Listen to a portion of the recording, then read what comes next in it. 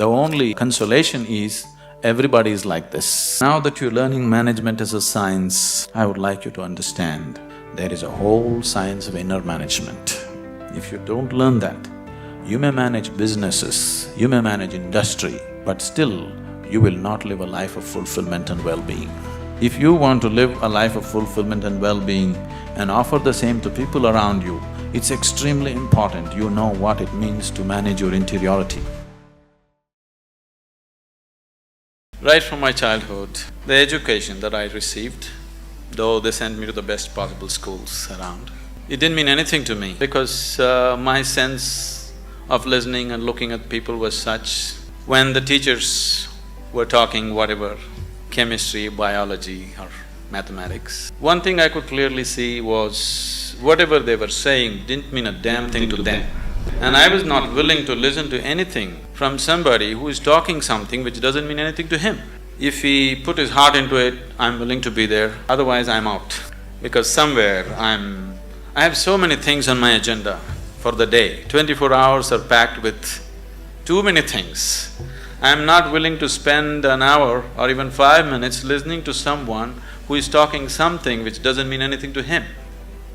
Even if he's talking nonsense, it doesn't matter. If it means something to him, I'm willing to listen to it. But if he's talking great things which don't mean anything to him, I'm not willing to listen to him. Your education is over, so I can talk. I spent almost 90% of my college hours outside, only 10% inside. Only when I saw something with passion, I'm there, otherwise I'm just out. This education, I'm repeatedly telling Dr. Majumdar and a few other people around here, I'm happy to see somebody's talking with some passion about what they're doing. Somebody, it doesn't matter what they're doing is right, wrong, okay, perfect or not, but someone has put his heart into it, it's okay, because human lives becomes beautiful not because we do the right things. Human lives become beautiful because we put our heart into what we're doing. It doesn't matter what we're doing, whether we're sweeping the floor or managing the country or what we're doing, if we are putting our heart into what we are doing, it's beautiful to be doing that activity. So I think it's a fortune that I've just seen a few people, I hope everybody here is putting their hearts into what they're doing and living in an atmosphere where people are passionate about what they're doing itself is highly enriching. Now that you're stepping into the world, not that you don't know, but anyway, now you're stepping into the world in a different dimension than the way you have been till now. Once you step into the world, there's going to be a lot of filth. There is corruption, there is nonsense, there is so many things happening everywhere. There are some set of people, a certain set of people, who will develop an allergy for this filth. They can't stand it. They usually run to the Himalayas because they're allergic to filth, they can't take it.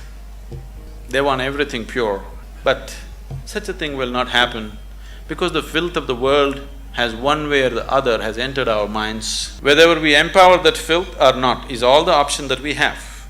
But we cannot avoid filth, it is there. All the nonsense that can happen in the world, you know in your head, isn't it? So one set of people develop allergy and try to run away, which they can never do, really.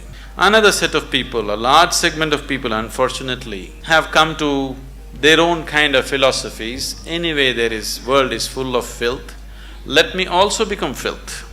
So they have joined that, they have merged into the filth. What we call as filth can also be great manure, you know.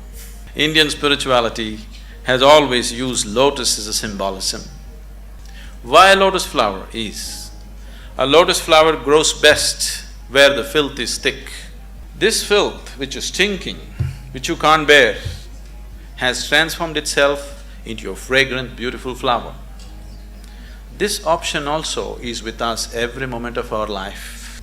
If the atmospheres that we live in make us, we cannot call ourselves managers.